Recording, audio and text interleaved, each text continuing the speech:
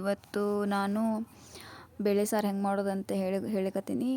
ನಮಗೆಲ್ಲ ಗೊತ್ತೇ ಇರ್ತದೆ, ನಾ ಏನು ಸ್ಪೆಷಲಾಗಿ ಹೇಳೋಂಗಿಲ್ಲ. ಆದರೂ ಬರೀ ಟೊಮೆಟೊ ಹಾಕಿ ಬೇಳೆ ಸಾರು ಹೆಂಗೆ ಮಾಡೋದಂತ ಹೇಳ್ಕೊಡ್ತೀನಿ.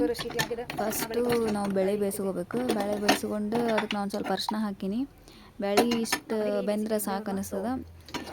ಇಬ್ಬರಿಗಿದ್ರೆ ಇಷ್ಟು ಸಾರು ಓಕೆ. ಫಸ್ಟ್ ಬೇಳೆ ಹಣ್ಣಿಗೆ ಬೇಯಿಸ್ಕೋಬೇಕು.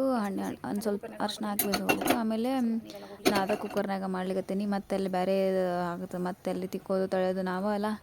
ಮ್ಯಾಗ ಅದೇ ಕುಕ್ಕರ್ನಾಗ ಒಂದು ಸ್ವಲ್ಪ ಎಣ್ಣೆ ಹಾಕ್ಕೋಬೇಕು. ಎಣ್ಣೆ ಹಾಕ್ಕೊಂಡು ಅದಕ್ಕೆ ಸಾಸಿವೆ ಇಷ್ಟಪಡೋರಿದ್ರೆ ಜಾಸ್ತಿ ಹಾಕ್ಕೋರಿ. ನಮ್ಮ ಮನ್ಯಾಗ ಸಾಸಿವೆ ಯಾರು ಲೈಕ್ ಮಾಡೋಂಗಿಲ್ಲ ಜಾಸ್ತಿ. ಅದಕ್ಕೆ ಒಂದು ಟೊಮೆಟೊ ಹೆಚ್ಚಿಟ್ಕೊಂಡಿದ್ದೆ, ಟೊಮೆಟೊ ಹಾಕೀನಿ.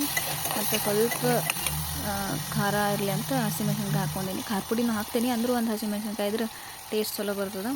ಅದಕ್ಕೆ ಮತ್ತು ಅರಿಶಿನ ಹಾಕ್ಕೊಂಡೀನಿ. ಅರಿಶಿನ ಹಾಕ್ಕೊಂಡು ಒಂದು 2 to 3 ಮಿನಿಟ್ಸ್ ಅದನ್ನ ಫ್ರೈ ಮಾಡಬೇಕು ಎಣ್ಣೆ ಒಳಗೆ. ಫ್ರೈ ಮಾಡಿದ್ಮೇಲೆ ಅದು ನಿಮ್ಗೆ ಈ ಕಲರ್ನಾಗ ಈ ಕಲರ್ ಬರ್ತದೆ. ಅಂದ್ರೆ ಅದು ಟೊಮೆಟೊದ ಹುಳಿ ವಾಸನೆ ಎಲ್ಲ ಹೋದ್ಮೇಲೆ ಅಂದ್ರೆ ಒಂದು ಸ್ವಲ್ಪ ಫ್ರೈ ಆದಂಗೆ ಜಾಸ್ತಿ ಕಾಣಿಸ್ತದೆ. ಆಮೇಲೆ ಲೈಟಾಗಿ ಒಂದು ಸ್ವಲ್ಪ ಬ್ಯಾಳೆ ಸ್ಮ್ಯಾಶ್ ಮಾಡ್ಕೋಬೇಕು. ಸ್ಮ್ಯಾಶರ್ ಇದ್ರೆ ಸ್ಮ್ಯಾಶರ್ ಒಳಗೆ ಮಾಡ್ಕೊರಿ, ಇಲ್ಲಾಂತಂದ್ರೆ ಹಂಗೆ ಚಮಚಲ್ಲಿ ಒಂದು ಸ್ವಲ್ಪ ಇದನ್ನು ಕೈ ಆಡ್ಸಿದ್ರೆ ಸಾಕಷ್ಟು. ಇಷ್ಟು ಟೊಮೆಟೊ ಇಷ್ಟು ಬೆಂದಿರ್ಬೇಕು ಇವು, ಅಂದ್ರೆ ಚಲೋ ಆಗ್ತದೆ.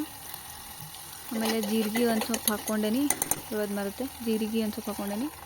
ಆಮೇಲೆ ಇದಕ್ಕೆ ಬ್ಯಾಳೆ ಹಾಕ್ಬೇಕು. ಬ್ಯಾಳೆ ಹಾಕಿದ್ಮೇಲೆ ನಿಮ್ಗೆ ಎಷ್ಟು ಬೇಕಲ್ಲ ನೀರು ಅಷ್ಟು ನೀರು ಹಾಕ್ಕೊರಿ. ಆಮೇಲೆ ನೆಕ್ಸ್ಟ್ ಇದಕ್ಕೆ ಉಪ್ಪು ಖಾರ ಪುಡಿ ಮೆಣಸಿನ್ಕಾಯಿ ಹಾಕ್ಕೊಂಡಿಲ್ಲ, ಹಿಂಗಾಗಿ ಸ್ವಲ್ಪ ಖಾರ ಪುಡಿ ಹಾಕ್ಕೊಂಡೇನಿ. ಆಮೇಲೆ ಉಪ್ಪು ರುಚಿಗೆ ಎಷ್ಟು ಬೇಕು ಅಷ್ಟು ಉಪ್ಪು. ಆಮೇಲೆ ಒಂದು ಸ್ವಲ್ಪ ಬೆಲ್ಲ ಹಾಕ್ಕೊಂಡೇನಿ. ಇದಕ್ಕೆ ಬೆಲ್ಲ ಹಾಕ್ಕೊಂಡ್ರೆ ಒಂದು ಸ್ವಲ್ಪ ಬ್ಯಾಳೆ ಒಗರು ಇರ್ತಾವಲ್ಲ, ಹಿಂಗಾಗಿ ಬೆಲ್ಲ ಹಾಕ್ಕೊಂಡೇನಿ. ಮತ್ತು ಟೊಮೆಟೊ ಹುಳಿ ಇರ್ತದಕ್ಕೆ ಬೆಲ್ಲ ಹಾಕ್ಕೊಂಡೇನಿ.